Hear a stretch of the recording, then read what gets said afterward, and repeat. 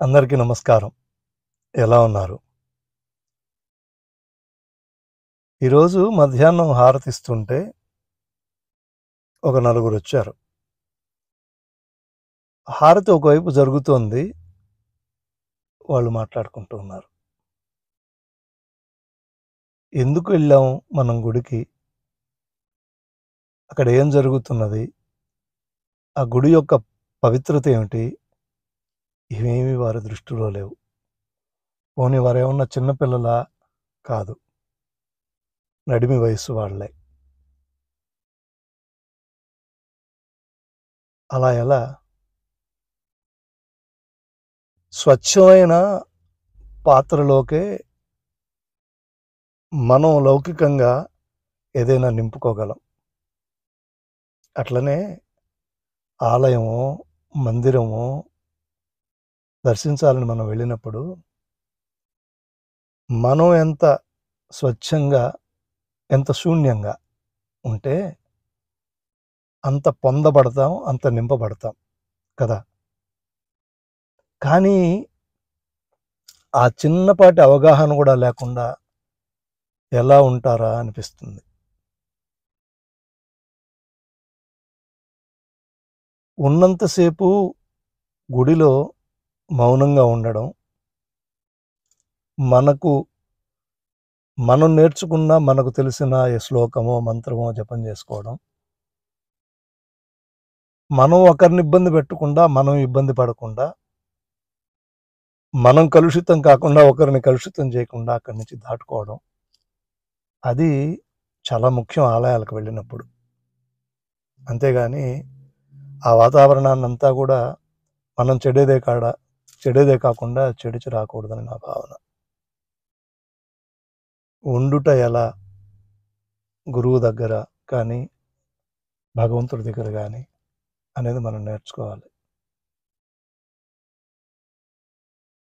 ఎక్కడో పని చేస్తాం బ్రతుకు తెరువు కోసం. ఒక బాస్ ఉంటాడు మనకు. మనం ఉన్న 6 గంటల్లో, 7 గంటల్లో పనిచేసేటప్పుడు మధ్యలో ఎప్పుడైనా బాస్‌తో మాట్లాడాలని ఆయన ఉన్న గదిలోకి వెళ్తాం. అక్కడ ఎంత వినయం నటిస్తాం, ఎంత మౌనం నటిస్తాం చూడండి. అలాంటిది భగవంతుడు కానీ, గురువు కానీ వాళ్ళు అన్ని లోకాలకి పెద్ద. అటువంటి వారి సన్నిధికి, వారున్న ప్రదేశానికి మనం వెళ్ళినప్పుడు ఇంకెంత ఒళ్ళు జాగ్రత్త పెట్టుకొని ఉండాలి. ఈ భావన ఎప్పుడైతే మన హృదయంలో జొరబడుతుందో,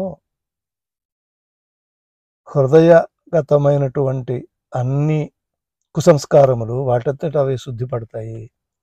గురువు యొక్క అనుగ్రహం లభిస్తుంది తప్పకుండా అని నా భావన. ఇక్కడ దగ్గరలో చాలా గుడులున్నాయి. ఎప్పుడైనా నేను వెళ్ళినప్పుడు గమనిస్తుంటాను.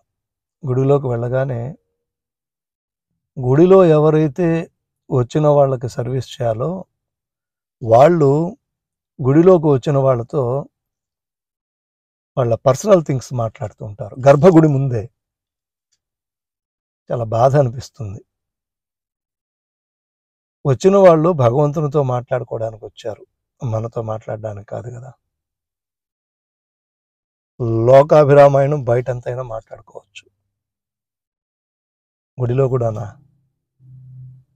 ఆ ఉన్న కాసేపు గుడిలో బయట పురాణమే లోపల కూడా మాట్లాడుకోవడానికి సరిపోతుంది తప్ప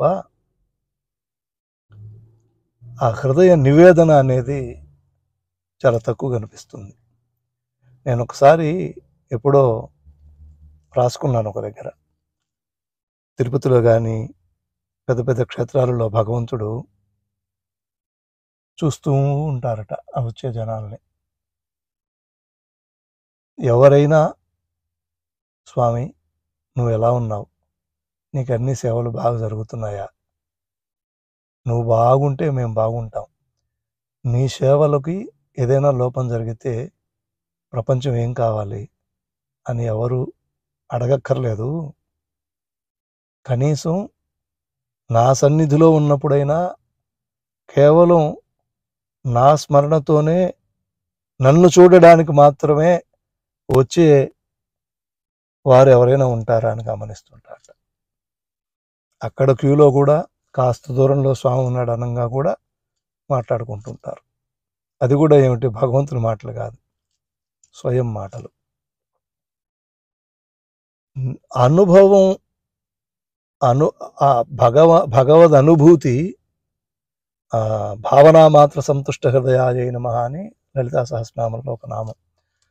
భగవద్ అనుభూతే నీకు ఆశీర్వచనం అవుతుంది, అంతే తప్ప వేరేది కాదు. అందుకని ఆలయాలలో, మందిరాలలో మనం ఉండేటప్పుడు కనీస బాధ్యత, కనీస ధర్మం మనం పాటిద్దాం.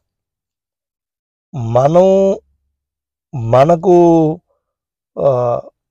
ఆ విధమైనటువంటి అనుగ్రహం మనకు పొందాలని లేకపోయినా ఇంకొకరిని చెడగొట్టకుండా ఉందాం, అది నా భావన. ఇంకొకటి, గుడికి వెళ్తారు, లైట్లు వేస్తారు, తలుపులు తీస్తారు, వెళ్ళిపోతారు, లైట్లు ఆపరు, తలుపేయరు. అదే మన ఇంట్లో మనం చేసుకోం కదా. మన ఇంట్లో లైట్ ఆన్ చేసాం అనుకోండి, మనం ఆఫ్ చేస్తాం. మరి ఎందుకు ఆలయాల్లో కూడా ఆ విధంగా చేయొచ్చు కదా? ఏమంటే అది మన ప్రాపర్టీ కాదు, మనది కానిది ఏదైనా మనం ఎలా అయినా చేయొచ్చు. మనదే అనుకున్నప్పుడు జాగ్రత్త పడతాం. ఎంత కుత్సితం, ఎంత స్వార్థం చూడండి. ఇవన్నీ నేను రోజు గమనిస్తూ ఉంటా, గమనించి నాలో నేను అలా అనుకుంటూ ఉంటా. ఇలా చెప్పుకుంటూ పోతే చాలా ఉన్నాయి. మారాలి. ప్రపంచం ఒక్కసారిగా మారదు, మనం మారాలి. మన పక్కన ఆ విధంగా జరుగుతుంటే సానుకూలంగా స్పందించి అనునయంగా చెప్పాలి. సాధ్యమైనంత వరకు మార్చేందుకు ప్రయత్నించాలి. అప్పుడే సమాజం శ్రేయస్సుతో ఉంటుంది. భీష్మ పితామహులు శాంతి పర్వంలో, మహాభారతంలో ఒక మాట చెప్తారు. ఎప్పుడు శ్రేయస్సు కలగాలంటే ఏం చేయాలి? 3 చేయాలట.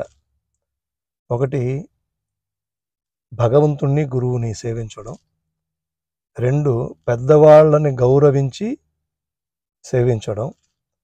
3, శాస్త్ర విహిత కర్మలను పాటించడం, శాస్త్రములను వినడం, పాటించడం. ఈ 3 ఎవరైతే చేస్తుంటారో ఎప్పుడు సర్వకాల సర్వావస్థల యందు శ్రేయస్సు పొందుతారట. గొప్ప మాట. విన్నందుకు ధన్యవాదములు. మరొక మంచి టాపిక్తో మరలా కలుసుకుందాం. అంతవరకు సెలవు. నమస్కారం. ఓం.